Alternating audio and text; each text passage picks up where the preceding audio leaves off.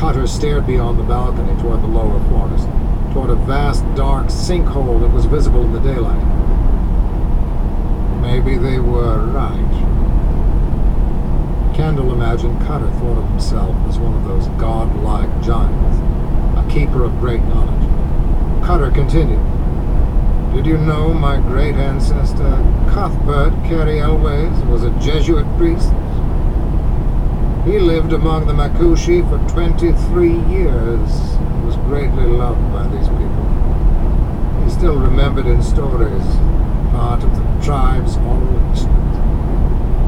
Kendall suspected and calculated that a persuasive man seated across from him had used that past to sway these local tribesmen to his cause. Did he marry Ashu for the same reason, to cement that bond by marrying into the tribe? Kendall knew how fiercely these natives respected both family ties and old obligations, even debts that spanned generations. To survive in the harsh jungle, a society had to be close-knit, to watch each other's back. Cutter stood up abruptly, brushing his palms together. If you've had enough to eat, we should get to work. Kendall had been dreading this, but he forced his legs to push himself up.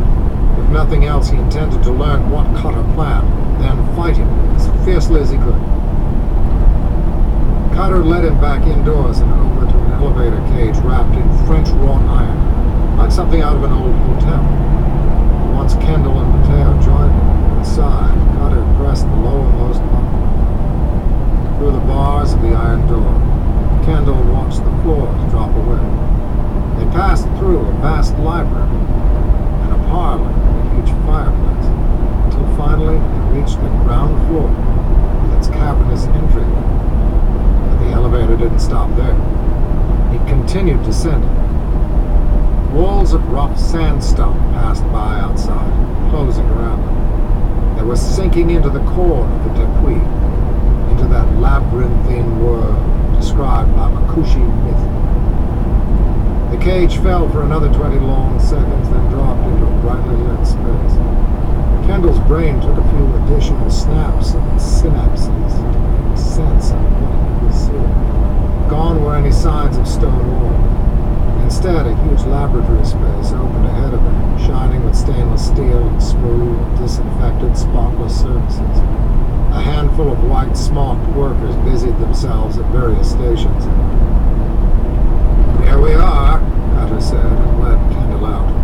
The true heart of dark Eden. Kendall stared at the state-of-the-art equipment.